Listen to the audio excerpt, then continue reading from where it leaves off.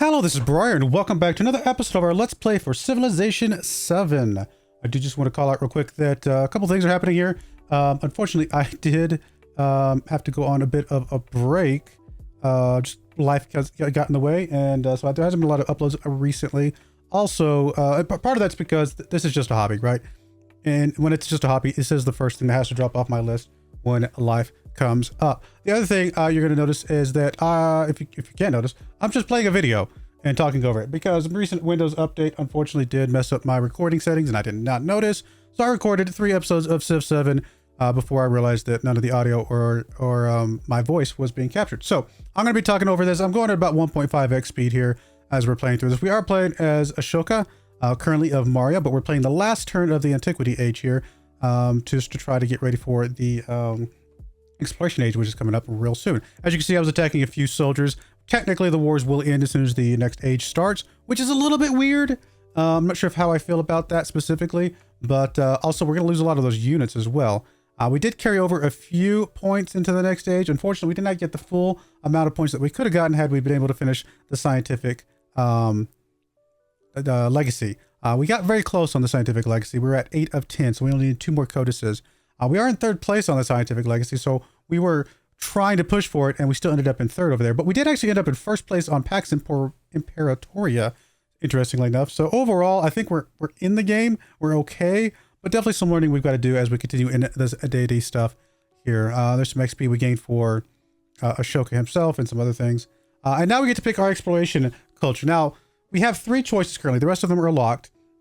The first 2 make perfect sense to me. Chola we get to pick Chola if we are either playing as Ashoka or playing as Maria. Machapahit, we get to play if we're playing as Maria, I believe. I think it's the one. I have no idea why Shani's in this one. Shani makes no sense to me. That feels very disconnected. I get the first 2. It feels like we are actually flowing through the game as the leader that we're playing as. But Shani just makes no sense to me whatsoever. So we're going to take a look and see which one of these really feels like it's going to be the best for us. Again, Chola is diplomatic economic, Majapahit is cultural economic, and then of course Shani is an option, but it is also diplomatic economic. I was hoping for a scientific civilization that we could play as because I wanted to continue playing the scientific game, but unfortunately that is not going to be an option for us right now. Now we could unlock a scientific one in the future for future games, but again, I still feel like that feels very disconnected. I'm not sure how I feel about this.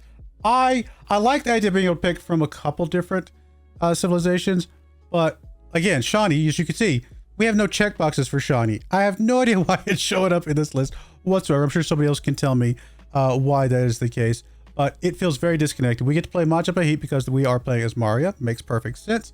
It's at least in a similar area as the Maria Empire was, so that does also, like I said, it feels right. And then, of course, we get to play Chola if we're playing either as Maria or as Ashoka, the World Renouncer, or Ashoka, the World Conqueror, either one of those. And again, this one makes perfect sense because it's just a direct line of the Marian Empire and the Ashoka as the leader. Again, Chola is diplomatic and economic. They do have a couple buildings. One that gives us happiness and gold. The other one gives us gold overall. The other civilization mostly gave us like food and gold, I believe. So I went ahead and picked Chola. It felt like it made the most sense for being both the leader and the nation that we were starting as. And again, we do get that gold building and that happiness building. The happiness does get converted into science with one of our beliefs, or one of our civics, I should say. So we can still get a little bit of science from this, and it feels like it could be pretty good. Also, this is a very nautical civilization. So now that we're going into the exploration age, we're going to be able to use that Kalam unit, as well as the Atru naval commander, and hopefully use those to help expand ourselves overseas in the exploration age. The exploration age is all about taking our initial continent and then expanding the map. It's actually going to rebuild the map here in just a moment, is my understanding, when we hit continue game. Our continent will look like kind of basically how we thought it looked like, but then we're going to see all these other continents and islands and things like that overseas that will now be unlocked for us to go explore. Those overseas lands are called distant lands. So if we settle civilizations over there, or cities over there, I should say, those will be distant land settlements. Unfortunately, all of our cities go back to being just settlements except for our capital, which again, very disconnected. I don't like it. There's a lot of stuff about these age transitions I think are cool, and there's a lot of stuff about these age transitions that I just think feel very disconnected. I get what the developers are doing. They're trying to make essentially 3 separate games, have a little bit of a connecting piece, a little connecting thread. We are going to go with the scientific enlightenment here. We're probably going to be very good on the economic one, but it's okay. We could focus on the scientific one, still fulfill the economic one along the way if we wanted to.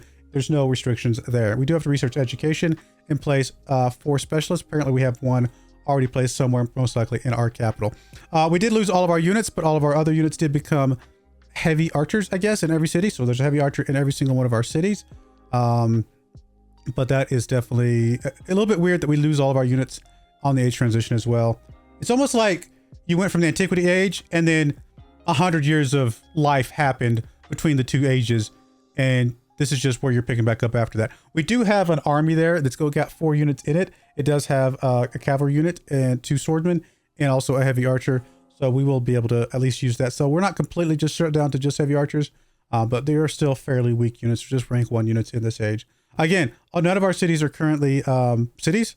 So as I'm actually discussing and looking at all our different cities now, trying to decide if I want to go ahead and convert one to a city. And I believe I do here in just a moment. Go ahead and take some mappa and make it a city again, because it was a city at the end of the Ice Age. So I'm going to go ahead and use some of our gold that we've got stockpiled up. We're going to go ahead and turn that into a city right now. Now we get to choose our legacy here in the exploration age. And again, we only brought over, I think, 5 points, 2 science, 1 military, 1 economic, and then 1 wild card. Because we didn't actually finish a legacy path, we do have access, or actually because we didn't complete anything in the cultural one, we have a dark age from that one. If we had completed a legacy path, we would have gotten a golden age legacy. The cultural dark age legacy thing up there does give us missionaries, +1 charge and +1 movement. We might have a religion. I'm not really going to be focused on the religion, so we're not going to select that, mostly because it's also going to reduce our happiness in our settlements, and that is not a good thing to have in our situation, unless we really were very strictly focused on religion, which again, we're not. We do have that wild card slot, which is what would allow us to pick that up since we don't have culture. And then, like I said, 2 science, 1 military, and 1 economic. With the science one, I do like this +1 science for every codex and antiquity, which will give us +8 science. Not a lot, but it's like about 10% of where we're at the start of this age, so it's something. So we're gonna go ahead and grab that one right away. That's gonna be a good one for us. And then, I mean, the military one makes sense. I mean, we can either go militaristic or expansionist. I'm going to go expansionist because we are going to try to expand overseas. That feels good. There's only 1 choice for the economic. And then we have the wild card. We might as well take the other scientific one. And those will be our legacies. Production, we do want to focus very much on science. Secondarily, maybe a little bit of either happiness or production. So we're going to go ahead and pick up the stonecutter here in our capital and find a good place for that. It is an ageless building, so it can go anywhere. Now, there is the concept. It hasn't really talked about it much, but there's a concept of overbuilding going into these next ages. Each district can hold 2 buildings. However, buildings from the previous ages that are not labeled as ageless have significantly reduced value. So I'm trying to decide which of these ones I want to overbuild on top of. We're actually going to go take a look at see what the amphitheater gives us right now. Although I'm kind of forgetting where to actually find that information. If we go over here, yep, there's the building. The amphitheater is going to give us +2 culture. That's it. And it's giving us -2 gold and -2 happiness to only give us +2 culture. So not a great building at the moment because, again, of the reduction once we move into a new age. The library is giving us +2 science right now. So either one of those, we would get a net gain if we place this building on top of it. We're going to go ahead, I believe, place this on top of the amphitheater since it's a stonecutter, and it's going to fit fine there. And now we get to go look at our resources. We do, of course, still have the camel at the moment, although we're hopefully going to be able to protect that going forward because that's a very valuable resource for us. We also have silk, which gives us a little bit more culture and a couple other things. We'll go ahead and put the camel in our capital. We'll go ahead and put the culture in our capital, and we're going to, I think, we put the gold in the capital here with the jade. We do have access to more jade around some of our other cities, so hopefully get a lot more of that coming in. Some of these resources are going to start saying that having the concept of either a certain value for our home cities or a certain value for distant lands. Again, in the previous age, it was our capital versus our settlements. Now it's all of our homeland cities versus the overland cities, which are going to be the distant lands overseas. So we don't have any of those at the moment. So we're just going to put these in a couple of the other cities, and all is going to be well. Get a little bit of production from that. All right, time to choose our technology, I believe. Oh no, we're going to make this another city. I think we're going to make this another city before we do anything. So that way we have 2 cities right off the bat, which we already had those as cities previously. And I think that's a good start for us as well. Technologies, we definitely want to go for education. Obviously shipbuilding is also very important. We're about to talk about that here in a minute. We're going to get a pop-up for it. Shipbuilding is what allows us to go over ocean tiles without taking damage. We can go over ocean tiles with our ships now, but we can't go over them without taking damage. Now, shipbuilding would allow us that, but I would love to go for education first. In the path to education looks like it goes through both feudalism and guilds, and so we're going to need either astronomy or cartography for that. I believe we're going to take astronomy here, just because why not? I mean, it's going to give us access to that new unique leader nautical unit, that naval commander, and that's going to be fine. We're going to pick up the Chola special civic there, and of course we are going to lock in some science here as well as some happiness on science buildings. Those feel like a very good combo. Those work really hand in hand, and they're going to give us a little bit of a bump in science overall. Right now we're making 74 science, which is not the best, but it's also not the worst, so okay. We have another stonecutter option here. We can put it here over the top of the monument. It will give us some science and happiness as well as a bunch of production. I think we're just going to go ahead and do that, I believe, here in just a moment. Let's see if I do that. Yep, I do. So we're just going to overbuild over the monument. All is well with that. We're going to go ahead and plug in our leader attributes. Obviously, the economic one is only one option. Expansion is we have either a +1 food or 10% growth rate. Really, what it's going to come down to is the next line down. Getting +1 population in towns and new towns starting with population is great.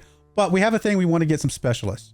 And so I think going down this left-hand side to be able to get more bonuses and more things for our specialists is going to be a good idea. So we're going to go ahead and go for the 10% growth rate in cities. For scientific, we can, we're just going to go ahead and grab the happiness here, I believe. The golden happiness towards maintaining buildings. Although +1 settlements for each resource. No, actually, we do take that one. I talked about the other one, and I think they're both very good. But the +1 science is also very good. So we're going to take that one there. We are going to go ahead and get us another stonecutter in this new third city that we have. I believe we're just going to put it right next to the brickyard there because those are both production buildings. Why not? And all is good. So we got our units. We got our army here. I'm actually going to take our army. I think I'm going to move it here in just a moment to a more central location in case we get attacked by somebody. Again, we are not currently at war with anybody because those wars all end during the age transition. Don't know why. It's just the way they decided to do it. It's a little weird. But everybody does still hate us. So we got that going for us. So fun times there. We don't see any city-states on the map yet or minor civilizations yet, which is a little bit weird at turn 1 of this new age because I think they're about to pop in here next turn. We are going to try to get some reconciliation with Himiko here, and looks like she does accept that, so hopefully we can repair our relationship a little bit there. We can't do the same thing with Egypt here, unfortunately, or whoever she's playing as. Actually, I didn't see who she's playing. She's playing as the Abbasid civilization. So we're just going to do it and steal some technology from her since she already hates us anyway.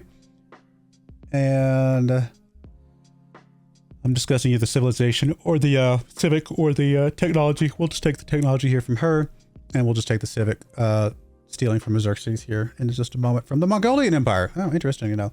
I actually didn't see what Himiko was. Next time we see Himiko, we'll see what empire she's playing as. All right, now we get to pick our government. Now, none of these are science-based, unfortunately. Culture could be useful to get us caught back up on culture, but we have so little culture now, it just doesn't feel like the right thing. So I think the best option here is to just take the gold in just a moment, but the top option could also be good for food and naval production. But we're going to go ahead and take the gold. Also allows us to get a little bit more production for overbuilding if we decide to take that during our celebration time periods. But overall, I think the gold is just going to be the best because it allows us to buy units. It allows us to buy buildings where we need to, things like that. We do have one ship available, so we're going to start moving that. Excuse me, sorry for the yawns. We're going to start moving that over along the coast. Here we get the pop-up telling us that if we go into the oceans with our ships, they'll take damage. Currently, our units cannot go into the ocean tiles at all until we get cartography, and then shipbuilding will allow us to avoid the dangerous effects of being in the ocean tiles, which is a little bit further away, but that's okay. We'll get there in due time. In fact, we're going to go take a look at that. We can see shipbuilding over pretty far over. We could go ahead and take that over education, but I think the long-term goal it will be to take education first. We're at 6 of 8 cities that we can available to have. We'll go ahead and put our, like I said, our army in a centralized location here, and our ship is continuing to move along. Here it comes to the minor nations. They've already started popping up there. In the exact same places the minor nations were before, which is a little bit interesting, but they are not the same ones, I don't think. They do have different bonuses. One's a science, one's a culture that we can see right now. It's very expensive to befriend these, but we definitely want to get to the point where we get to befriend these. At least one of them, probably the science one, as soon as possible. Speaking of trying to befriend them, I would love to get the 6 happiness because happiness is great, but we're just going to take the extra, whatever it's called, that resource up there, the I don't forget what that one is. The global resource. We're going to take extra of that just so we can build that up so we can get the friendliness with the minor nations. As you can see, we got minus 16 rough seas over there on that ship. That's because, again, in the ocean tiles, we do take a little bit of damage. But once we get back to coastal lands, we can heal back up again. So all is well. No big deal. We're going to go ahead and take the overproduction here because we are overbuilding bonus here. We are overbuilding on a couple spots. And we actually don't make that much gold anyway, so I didn't feel like it was that valuable. I do want to go ahead and get us the bazaar down because it's going to give us a little bit more science and culture. We definitely need to start picking up some culture. I believe I'm actually going to put this in its own spot, not take advantage of the extra culture and science.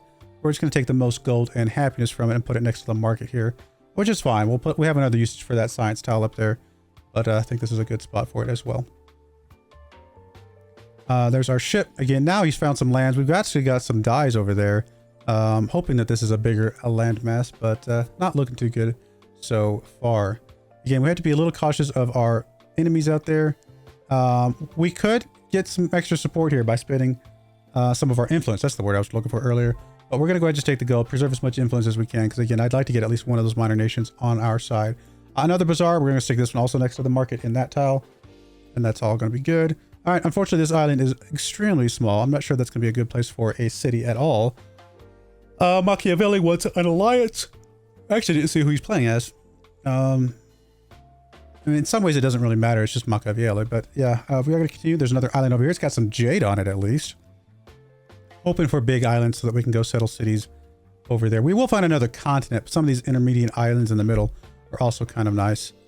We do get access to the observatory now, which is another scientific building, which is very nice. We're going to get another growth here on this little tiny city over here on the far right. I think the good idea here is to take the jade, just give us a little bit more gold in our empire. Plus, it's got a little bit of food and happiness. So we will just take that jade up there at the top left corner. And when he wants trade relations, he's going to give us a little bit of gold for that. That's fine. Again, I did not see what civilization he's playing. Yes, I was going too fast.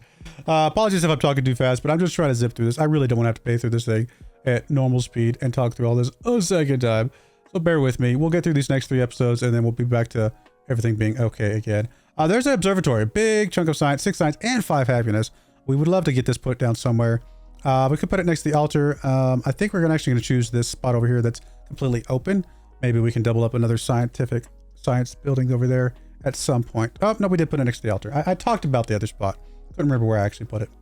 Both would have been fine, honestly. They were both really good spots. All right, we do have a plantation that got damaged by some either flooding or something, so we're going to go ahead and repair that. No big deal. We got some silk, more culture. Oh, that was actually the plantation got lost. We had put the silk in our capital before, then it got flooded and we lost it for a moment. So we just put that back in there where we had it before. We are healing up our ship here just to make sure we don't run into some bad guys. We have a choice between 350 gold, which is 7 turns of gold, or I believe it's only like 2.5 turns of happiness. I believe in this case we're going to take the gold. Just worth more to us from a turn by turn basis. But the happiness is obviously always very good as well. We do have some repairs over here that we need to do again because of the flooding. We'll go ahead and get those repaired up, and that will be fine in our capital. Himiko starting to hate us a little bit less, but still overall dislikes us. The other two obviously hate us big time. We did finish the espionage. We didn't steal technology, but we did get a big chunk of science. In fact, that was about almost 4 turns of science, about 3.5 turns of science there. Not too bad, and we weren't discovered, I should say. So I'm pretty happy with that. That's a good one. And then again, we have access to the observatory here. Continue to build up our science as much as we can. We got the brickyard blacksmith. I could place it there, but those doesn't feel like a really good balance of a combo. I think we're going to place it in one of these other areas in a second, or we're going to overwrite the library. Let's see what I choose here. Talking about maybe just replacing this mine. Looks like we did. We just replaced the mine there, which will allow us to put the mine person down somewhere else. And there's actually a really good mine spot up there in the top left. 4 production, 2 happiness. I think that's a good jump up. We're going to continue to repair a few things here, and then we will build the observatory in our capital here in a bit. We're trailing in civics. That's pretty logical. We are very far behind in culture. We do want to get some more culture at some point. We just don't have access to any culture buildings right now. We did get a migrant person. We're going to send them over to that other city just to give a little bit of a boost because this is our smallest city currently. Help it out a little bit. And I think that feels pretty good. We're at minus 30 unfriendly with Himiko there. Getting a little bit better, slowly but surely. We'll repair the last fishing boat, and then we will do the observatory here in just a moment. Unfortunately, this looks like another small island, but it does have 3 jade on it. So that's an interesting one. Would be very, very interesting to put a city there. it wouldn't be great for any other reason other than just getting some resources for our empire. But it's definitely a possibility. Maybe not our first choice, but definitely a choice just because of all that jade. And jade is good because it's got a lot of gold, right? Actually, I'm not sure what I'm talking about here. Or is this the end? Oh, that was the end. Okay. So that was the end of that one. Again, apologies for the weirdness of these videos. But we're just going to zip through these as quickly as possible. I'm just going to try and talk very quickly. Hopefully, again, you guys bear with me, and I'll try to cover everything that I talked about as best as possible. But it just kind of is what it is. It's the nature of, you know, Windows updates. Sometimes that breaks things, and I just didn't notice, and I apologize for that. But I do appreciate you guys watching. May God bless you, and I do hope you join me again next time. Thank you, and goodbye. I wanted to give a special shout out to the following channel members. Thank you so much for supporting the channel.